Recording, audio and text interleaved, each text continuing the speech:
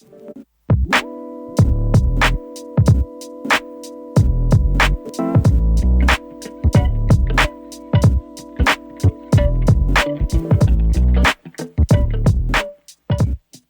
and welcome to another episode from the water's edge, and you catch up with us today at Barford Lake, which actually I haven't fished this lake for years. So when I started to come down here I was quite excited to get the rods out again and actually just see what it's all about again, if it's changed. And more importantly, we're down here now fishing a method that I haven't actually fished before.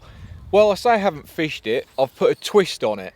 So I'm actually fishing a method feeder, which obviously I've fished before, but I'm putting bread round it, liquidised bread. And there's a bit of a reason why. So what I'll do is I'll concentrate on getting this fish in. It's the first bite we've had on it. Always nice to see that something you've come up with is working. Get this in. Once we've done that, we'll talk to you about why we've chosen to fish exactly how we're fishing.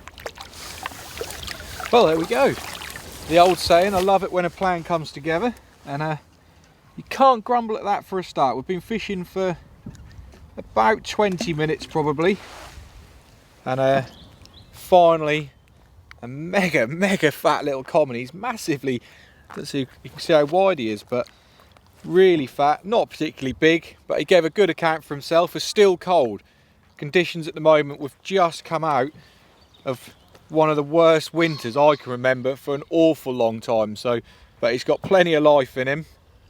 And I'm sure he wasn't there alone. So we'll slip him back, but we'll talk to you all importantly about exactly what we're doing before we cast out again. Well, there we go. I can't complain about that for a start. When you're trying something new and you come out and catch on it, there's not a better feeling, because it makes you think that the actual thought process to make you do what you've done was worthwhile. So hopefully, fingers crossed, a few more of them and I'll be well chuffed. But a little bit about why we're fishing as we are. So as I said, I'm fishing a method feeder, which obviously everyone has done for so many years. I've fished it loads, but I've never actually used liquidised bread on it.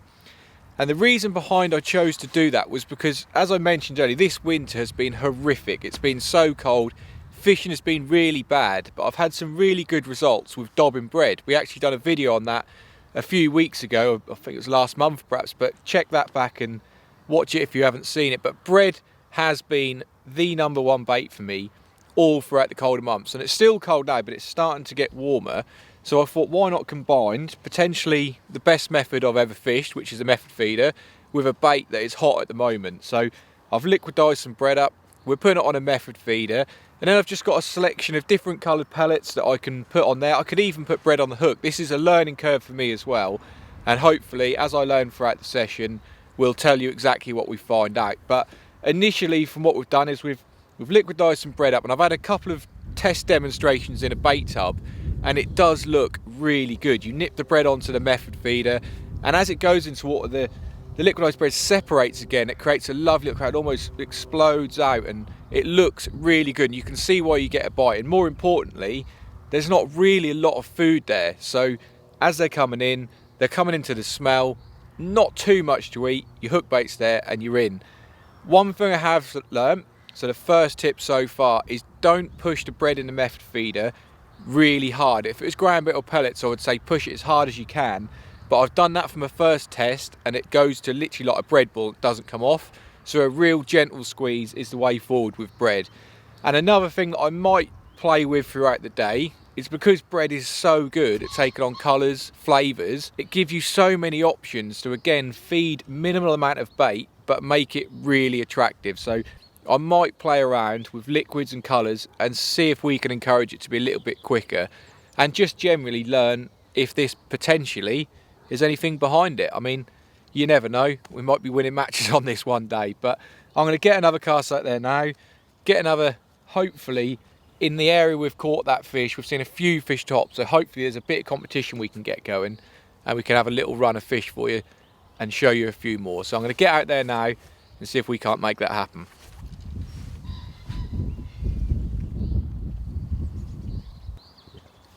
There we go, another bite.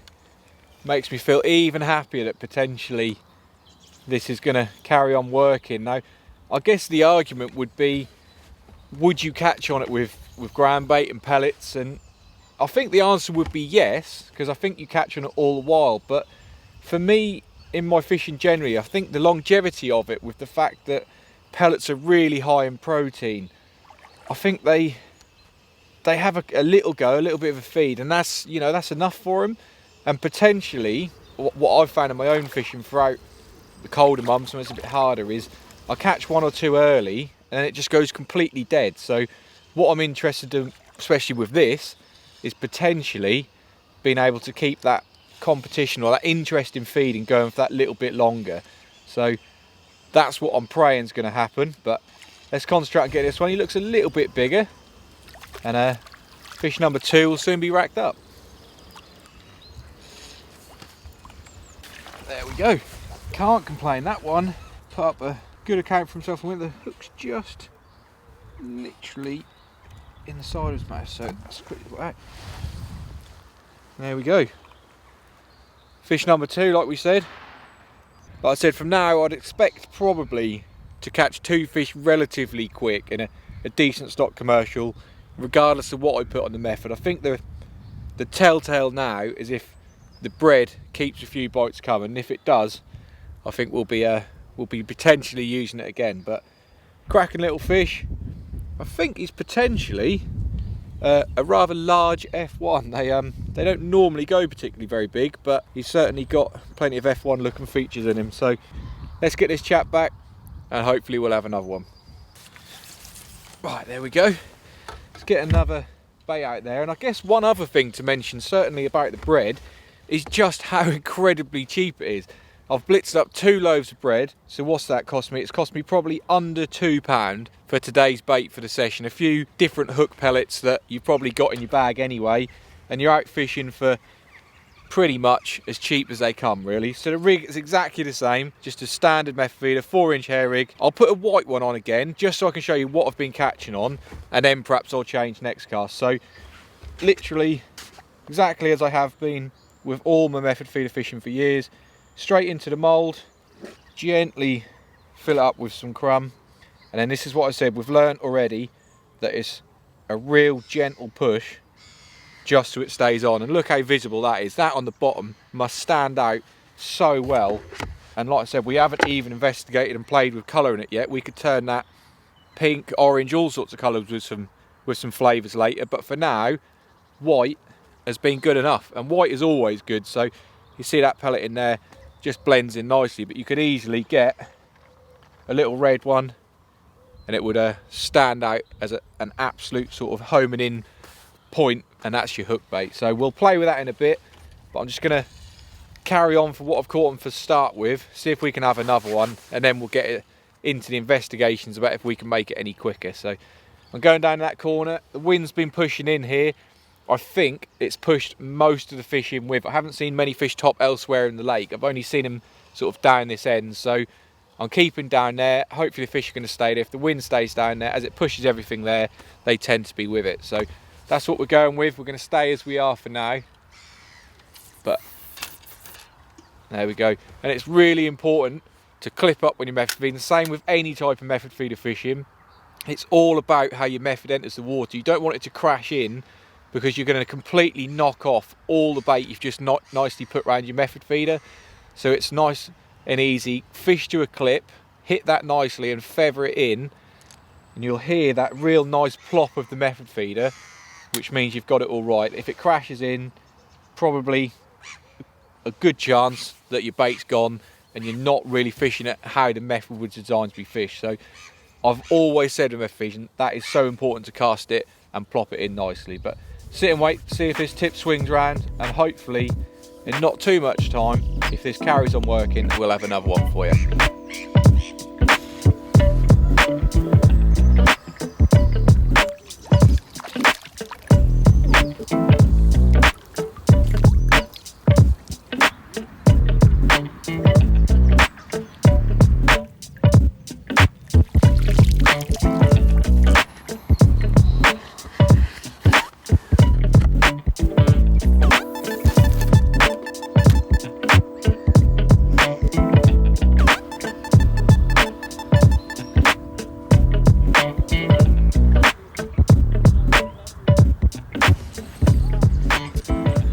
Another bite there.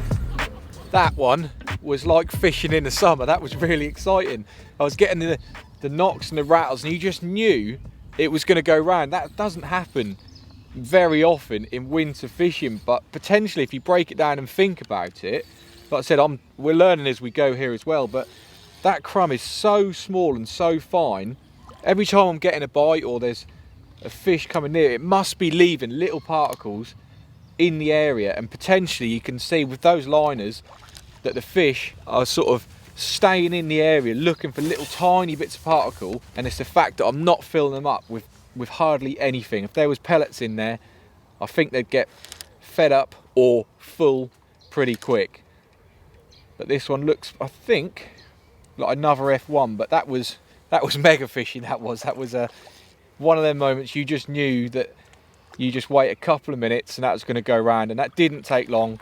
As soon as we cast in was indications, and hopefully there's a few fish in the area. But it is another F1. Not a bad size one again. So they don't particularly grow very big F1s, but when I hooked this, I think I did see a bigger fish spook as the line touched it. So potentially this little fella's whipped in there and beat him to it, but he's angry. Look at that, his fins are up.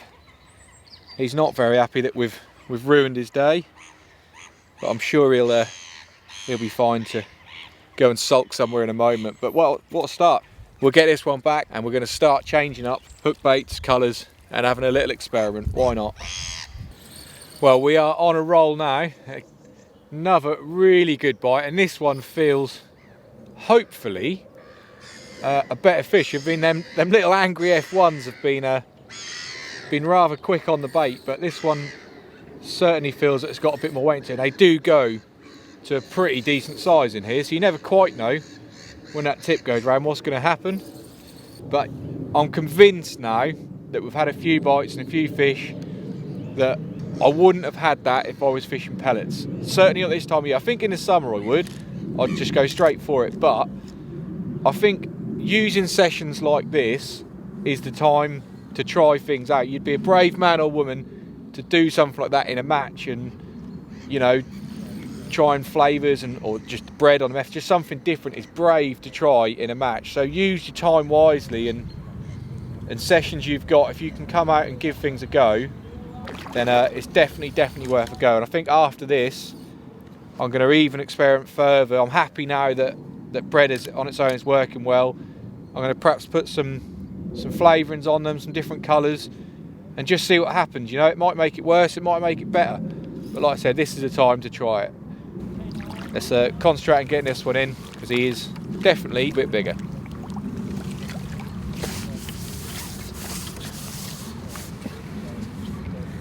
I said a little bit bigger. I think I underestimated that. He hardly fits in the net. He's a proper match carp, and that is just another plus to take on top of already some good results. That not only are the F1s interested and you're catching them, but the big carp are happy to feed on it as well. And if he behaves himself, see if we can fit him all in. He's a proper one for a match commercial.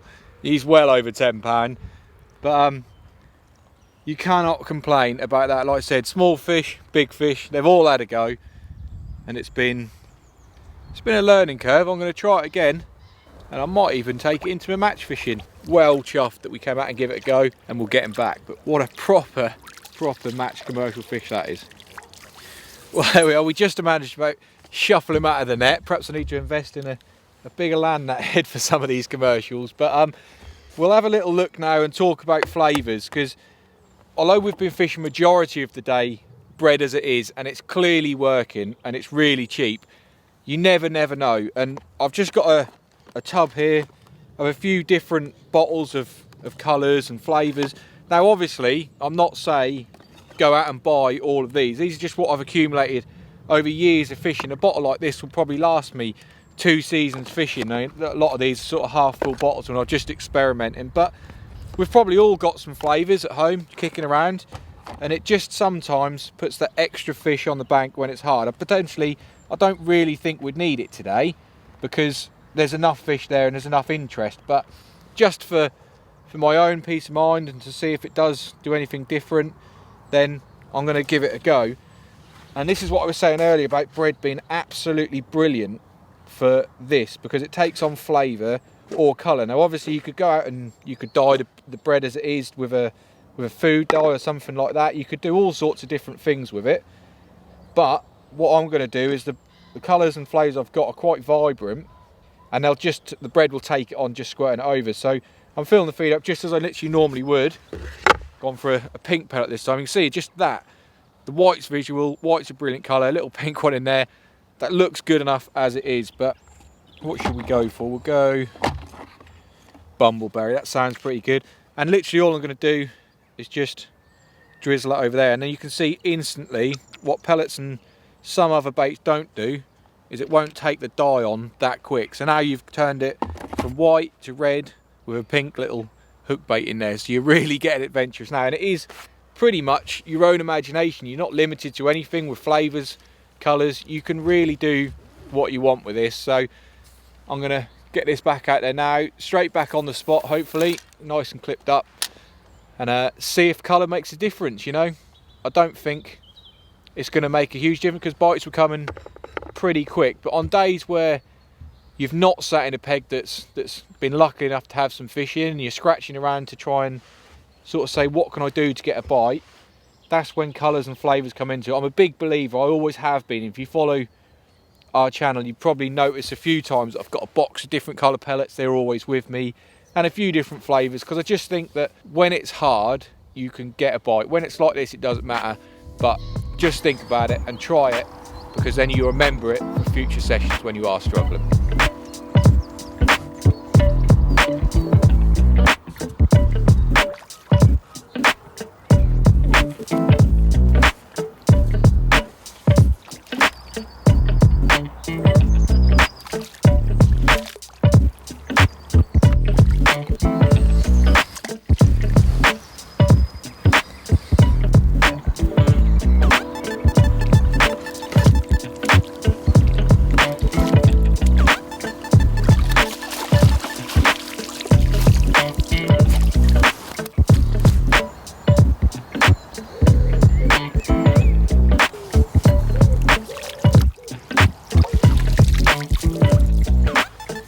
There we go, there's another fish come in. Again, brilliant signs, liners, fish have been on there. I've swapped it around, we've tried different things. Without a doubt, a little pink pellet inside just a standard, the white bread has been the quickest. We've tried perhaps put some red sort of colouring and flavour on, we've put some pineapple yellow on, and everything's caught. I don't know how many we've had, probably over 20 fish. It's been a really, really good day. Brilliant to come out, and when something comes together like that in a plan, it's really good. But I'm going to call this one the last one. We're going to head off home. Another F1 to finish on. That's what they've mostly been today. We've had a few smaller carp, and then obviously that real nice one we had as well. But most of these been these angry little fellas, and that's what's made up probably the majority of the weight. But that one won't come out, right in the corner. Not very big, but if he behaves himself, there we go. We'll give you a little look at him, and that is the ending to what has been a really enjoyable. I've learnt a lot, and it's going to be something I'm 100% going to be using again. But I hope you've enjoyed it. Thanks for watching, and we'll see you again on the next one.